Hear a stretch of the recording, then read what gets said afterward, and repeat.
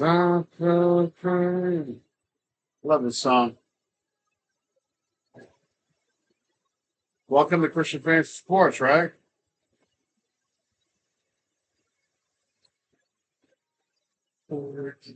Done for me. I lift up my hands. Hi, welcome to Christian Fantasy Sports. I'm finally back. I said I was going to start making some videos, and it seems like at every corner, some challenge has come before me to stop me from doing this. So the last time I made videos, I was getting ready to go vacation with my wife for a few days at the beach, and I thought, wow, what a great opportunity, get some beach background and make some videos out there. And the wire I have that connects the camera to not only charge the camera, but for me to download video, decides to go. And I can't find it anywhere. No one has it in stock, and I have to order it. So I'm just getting a wire now. Now that I get one, I got two, though. Two. Because I think the devil's trying to make me videos, and I repeat you. You can't stop me from making the videos. I'm going to do it. I feel called to do it. So here we are. Yeah, my videos are stinking. I think they're getting a little bit better. Think they're getting a little bit better. Think they're getting a little bit better. The good thing is, though, I'm starting to learn more about this technology and figuring things out. I got a verse I want to share. It's 1 Timothy 6:17. Command those who are rich in this present world not to be arrogant, not to put their hope in wealth, which is so uncertain, but to put their hope in God, who richly provides us with everything for our enjoyment. Command them to do good, to be rich in good deeds, and to be generous and willing to share. In this way, they will lay up treasure for themselves as a firm foundation for the coming age, so they may take hold of the life that is truly life. We have an election coming up, and half the country is going to be mad, and the other half's not going to be mad. Which half is mad? I don't. Does it matter? Probably. Some, to me, some ways. But if the person I don't want to win wins, I'm not going to freak out. I think we'll be okay. May not like the way things go, but I think we'll be okay. Why? Because they're just a civil servant. They don't run the universe. They don't balance things out. So you not listen to what I just read to you? We work for God, right? This is not about the United States or any other country and their leaders. There's leaders who need to bow down to God. They need to understand what the common people need. The rich, people with power and wealth, need to use that for good, for all citizens, for all people. So, with an election coming up, folks, don't lose your mind. Don't lose your mind, no matter what side of the coin you're on. Don't lose your mind. Don't lose your friends over this. Seriously. And get informed. Get informed. Like, there are commercials I see on TV that talk about a particular issue, but the problem is they only talk about part of the issue. And then you find out the bill that they're proposing has so much more added to it that you don't agree with. And that's a deception. Those are the things that need to be cleaned up in politics. This multi-bill, we put 20 things into one bill, and then when it comes time to vote for it, well, some people don't agree with everything, so they don't vote through, and you wonder why you can't get any work done. Why don't you just do a clean bill? Just do a clean bill. We're voting on this one thing, yay or nay. Yay or nay. If it's actually that important and it really means something, why can't people agree to fix it? Well, okay, yeah, it's a great thing, and it's really important that we do this, but I'm not going to help you unless you give me this. And I'm not saying one side does. I'm saying they all seem to do it. They call it negotiation. I don't believe that what needs to be done to this country is up for negotiation. Things that need to be fixed need to be fixed. I think we can agree on some pretty basic things. Affordable housing, affordable food, right? Right? Reasonable construction costs, right? Reasonable rates. There's some things out there I like.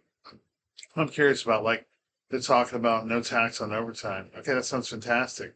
But my curiosity on that one is how does that mean? You don't initially pay it? Because at the end of the year, that overtime is still part of your gross pay.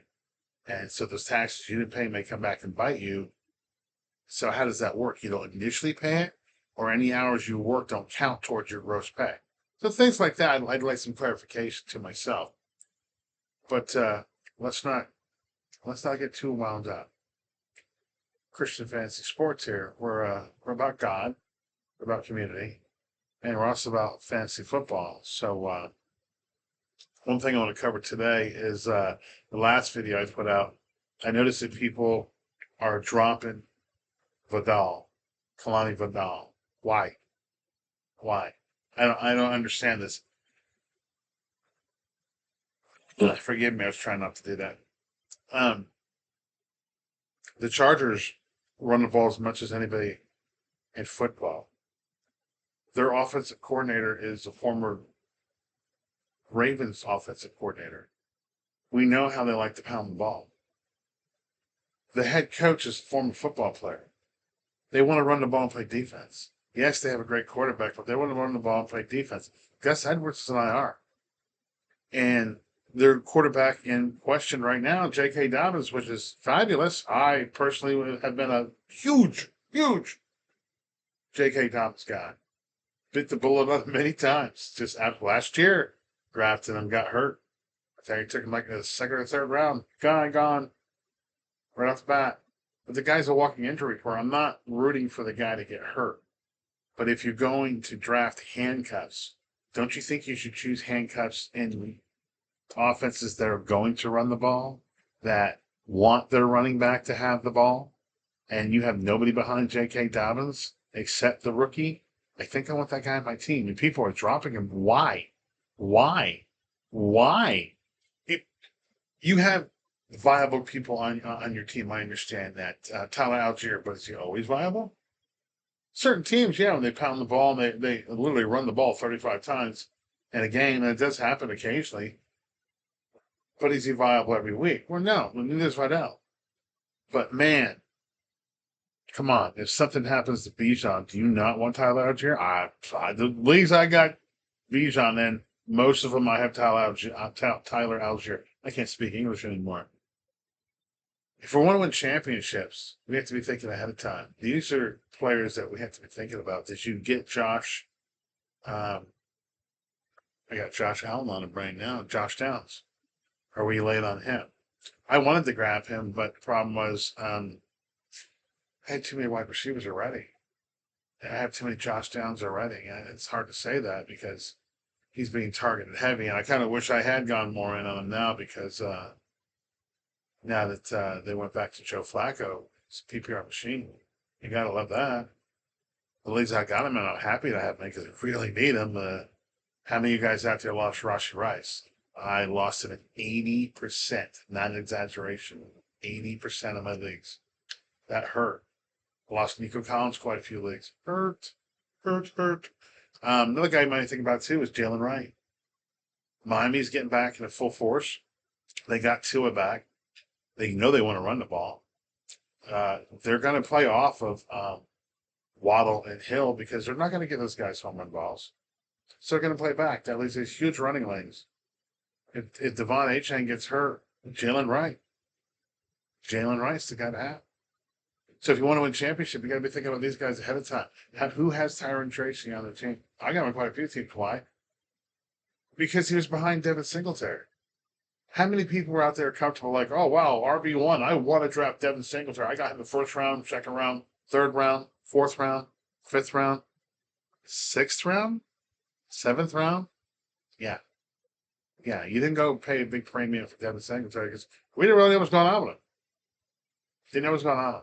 And I drafted Tyron Tracy in a few leagues. There's one league I wish I had him in right now, but I actually reached out to a friend of mine because I was so stacked at running back. Really couldn't afford to pick up another running back. Um, and I was a little thin at wide receiver, Rashi Rice, Nico Collins. Ouch. So I told him the big fab bid on him. The funny thing was, when he puts the bid on Fab, I had to put like $51 out of 100. I was like, just go nuts. You need the guy. And it was worth it because, he wasn't spending any Fab money anyway. He's not one of those guys that goes out there and spends a bunch of money. But it's funny because Tracy's taking off. He's a solid number one. Um, Panning out quite well for the teams I have him in. I actually have him on a team with A-Chain, so it's nice. I have him and Kenneth Walker because I got snubbed on Zach Charbonnet by my buddy. Thanks a lot. Thanks a lot. Thank you, Dave. Not Dave from church, the other Dave. Yeah, you. You don't know who I'm in because you're not watching my videos, so you don't know, but you snubbed me in Charbonnet more than once. Did it to me last year, too. But I still love you guys. So you got to start thinking about ahead. If you want to win a championship, you have to think ahead of time. You have to start. Who can I put on my team right now that people aren't so much thinking about? Um, what about Boutte, wide receiver from New England? Right, starting to get a little activity now. You got a rookie quarterback coming out and a second-year wide receiver who had a little bit of electricity last year coming into the draft, but kind of didn't do anything. But listen, on a team where you don't know who's going to do what, and you're just waiting for somebody to do something, why not take a shot? If you got then this means go out and start dumping assets that you need. But if you're looking down your roster, like somebody just went on IR and you got a free spot, these are people you need to start thinking about. These are people you said, all of a sudden, Drake May, hey man, we're 3 quarters into the season. We're getting ready to roll into our fantasy playoffs, and all of a sudden this rookie quarterback's got and he's just literally throwing the living crap out of the ball to one or two guys. Maybe Hunter Henry's out there getting 7 or 8 targets a game, and now all of a sudden he has picked his new favorite receiver. Maybe it's a over the top deep. He's getting 8 targets. But 8 targets, ooh. We're talking about the wide receiver 2, wide receiver 3 guy. We're not talking about your alpha. And we're talking about maybe, like I said, somebody got hurt and you need a fill in, or you got a flex, or you got multiple flex spots. These are people who need to think about. I'm a commissioner of several leagues. In my one league, it seemed like the very first year I set a scoring record. I think the record still holds it. They absolutely destroyed. I think I lost 2 games all year, and I got to the playoffs, and I played a really good team.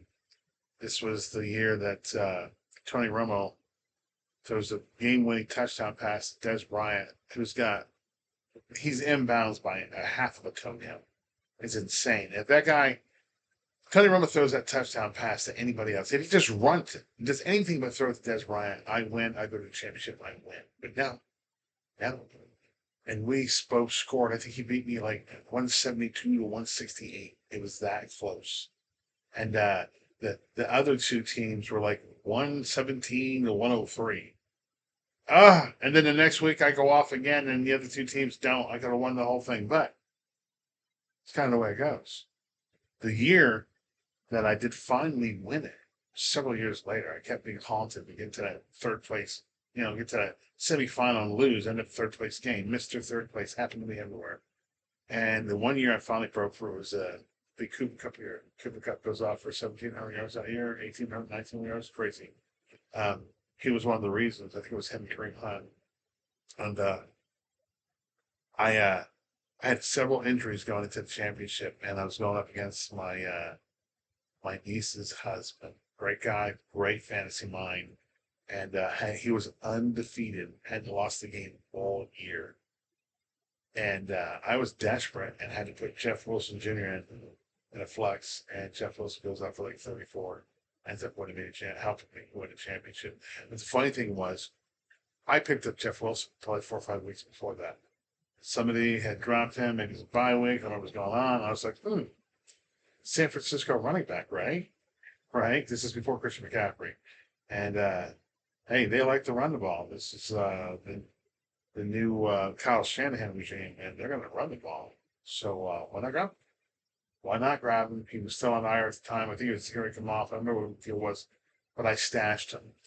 And out of desperation, I had to start him that week. And see, because I thought weeks ahead of time, I was able to play a card that I wouldn't have had otherwise, because he probably would have blocked me. So that was pretty intriguing. Thinking ahead of time. That's the way we kind of roll here, Christian Fantasy Sports. Hoping to put out more detailed videos going forward. There's so much on the internet right now as far as information. You know, we're in the middle of the season now. We're coming to week 9. Getting the backside of the bye weeks, well, middle of the bye weeks. People like Brooks are getting ready to come back. Are we excited to see what these unknowns are going to do? So it's really a whole new season. I call it 3 part season. 3 parts. We just got to number 1.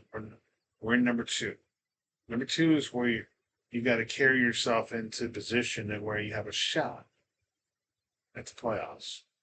And those last 5 weeks of the season, you have to be hot. You have to have that team finely tuned. Trade deadline's over. You can't really make any moves. Everybody's a known at this point. So every decision you make has already been made. And that's where you're at. And that's where we're at right now. So let's start thinking ahead of time. I got some other videos that will be coming out with that. I believe I have all my equipment going. Remember, this is about God first. We're humans. We're sports fans. We're humans. As Christians, we can't lose our mind over who won or lost an election.